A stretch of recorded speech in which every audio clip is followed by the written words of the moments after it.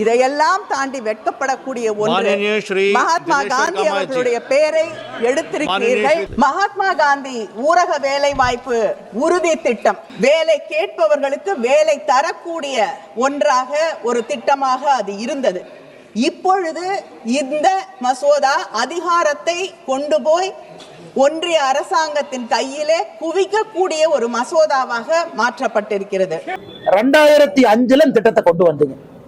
2005 மகாத்மா காந்தி பேரே வைக்கல. நண்பர்கள் நல்லா புரிஞ்சுக்கணும். இந்த 100 நாள் வேலை வாய்ப்பு திட்டம் 2005 வந்த திட்டம். பேர் வைக்கல. 2006 பேர் வைக்கல. 2007 பேர் வைக்கல. 2008 பேர் வைக்கல. நீங்க பேர் வச்சதே அக்டோபர் 2009. ஆனா என்ன பாடம் இன்னைக்கு பாரதிய ஜனதா கட்சிக்கு எடுக்க நினைக்கிறாங்க? முதல் 5 ஆண்டுகளே மகாத்மா காந்தி அவருடைய பேரை வைக்காமத்தான் இந்த 100 நாள் வேலை வாய்ப்பு திட்டம் நடந்துச்சு. அதுக்கப்புறம் 2009 அக்டோபர்ல தான் பேரை வைக்கிறாங்க. ஆனா பாரத பிரதமர் நரேந்திர மோடி அவர்கள் ஆட்சி அமைத்து 2014 ஒரு பெரிய திட்டமான ஸ்வச் பாரத் மிஷன் SBM, அந்த பெரிய திட்டத்திற்கு நாங்கள் வைத்த முதல் பேரே மகாத்மா காந்தியினுடைய பேர் இன்னைக்கு இருக்கு. இன்னைக்கு திட்டத்தினுடைய தன்மை மாறி இருக்கு. 20 ஆண்டுகள் திட்டம் கிராமப்புறத்தில் இருக்கக்கூடிய வறுமையை ஒழிக்கணும். அதான் 20 ஆண்டுகளுக்கான திட்டம். 2025 இதனுடைய கூர்மைப்படுத்தி இருக்கிறாங்க. விக்ஷித் பாரத், வளர்ந்த ஒரு பாரதத்தை உருவாக்கணும். அதற்காகத்தான் விக்ஷித் பாரத் அப்படிங்கிற பேர் அதுல வந்திருக்கு. அதிலும் நீங்க நல்லா உத்து பாத்தீங்கன்னா ராம் அப்படிங்கிற ஒரு சப் நேமும் உள்ள இருக்கும். ராமனுடைய பக்தர் மகாத்மா காந்தி. இறக்கும் பொழுது கூட தீய சக்தின்னு சொல்றாங்க. பாரதிய ஜனதா கட்சியும் தீய சக்தின்னு பல காலமா சொல்லிட்டு இருக்கிறோம். அதனால இது ஒன்றும் தீய சக்தி தான் திமுக. தீய சக்தின்னு ஒரு வீட்டில் இருக்கக்கூடிய பெண்மணி இன்னைக்கு சொல்றாங்க. எனக்கு அதான் முக்கிய காரணம். இந்த சினிமா ஸ்டார் சொல்றாங்க, பெரிய அரசியல் தலைவர் சொல்றாங்க, பெரிய ஒரு உயரத்துல இருந்து சொல்றாங்க. வீட்டில் இருக்கக்கூடிய ஒரு சாதாரண பெண்மணி, வீட்டில் இருக்கக்கூடிய மிடில் கிளாஸ் ஒரு பெண்மணி, அவங்க இன்னைக்கு திமுகவை தீய சக்தின்னு சொல்றதை நான் கேட்கிறேன். எனக்கு அது பெரிய வார்த்தை. ஏன்னா இன்னைக்கு சாதாரண அடித்தட்டு மக்களுடைய வாயிலிருந்து திராவிட முன்னேற்ற கழகம் தீய சக்தின்னு சொல்ல ஆரம்பிச்சிருக்கிறாங்க.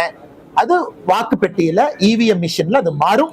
அதனால் திமுக தீய சக்தி என்பது ஊரறிந்த ஒன்று. யாரோ ஒருத்தர் மேடையில சொல்லித்தான் தெரியணும் அவசியம் இல்லை. புரட்சி தலைவர்ல எப்பவோ அதை சொல்லிட்டாங்க.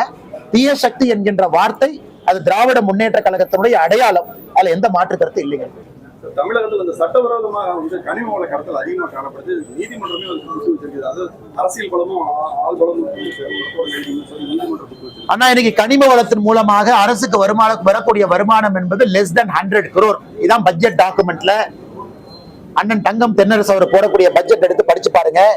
கனிம வளம் மூலமாக அரசுக்கு வரக்கூடிய வருமானம் 100 கோடி ரூபாய்க்கு குறைவு. ஆனா அவங்க வெட்டி எடுக்கிற கனிம வளம் ஒரு வருஷத்துக்கு சராசரியாக 1 லட்சம் கோடி ரூபாய்.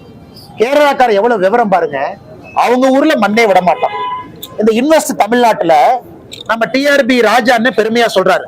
கேரளாக்காரங்க எங்க கிட்ட வந்து மண்ணு வாங்குறதுக்காக ஒப்பந்தம் போட்டிருக்காங்க அப்படின்னு சொல்லிட்டு அதை வெக்கமே இல்லாம ட்விட்டர்ல வேற போடுறான். அவர் விவரமா இருக்கிறனால மண்ணை நம்ம கிட்ட வந்து வாங்குறான். அவங்க ஊர் மண்ணை கொடுக்க கூடாது. ஏன்னா அவங்க சந்ததியினருக்கு மண் இல்லாம எப்படி வாழுவாங்க. இன்னைக்கு நம்ம மண்ணையும் கொடுக்கறோம், அதுக்கு ஒப்பந்தமும் போடுறோம். அந்த கேரளா கார்பரேஷனோட ஒப்பந்தம் போட்டு ட்விட்டர்லயும் போடுறோம். அது தெரியலீங்கன்னா அறிவு இருக்கிறவங்க செய்யற வேலையான்னு நீங்க பாருங்கன்னா. அதனால வெறும் 100 கோடி ரூபாய்க்கு கீழே தான் இவர்களுக்கு வருமானம் வருது. சின்ன வேண்டுகோள் சார், இந்த மண்டல செஞ்ச மாதிரியே திருப்பூர்ல இருக்க எல்லா மண்டலத்திலயும் இளைஞர் அணி BJP நல்லா செயல்படுறாங்க. அவங்கள பயன்படுத்தி நான் உங்களுக்கு ஒரு உறுதிமொழி கொடுத்திருக்கோம். நாங்க புத்தக கண்காட்சி நடத்துறோம். மிச்சத மக்கள்கிட்ட பத்திரிகை நண்பர்கள் மூலமா பேசுறோம். இத பார்த்த மக்கள் டிவியில பாப்பாங்க. மக்களுக்கு ஒரு வேள்வி வரும். மக்கள் கேள்வி கேட்பாங்க. அதுவும் செய்யறோம்னா கட்சி சார்பா என்ன செய்யணுமோ சக்திக்கு உட்பட்ட அளவுக்கு அதுவும் செய்யறோம்.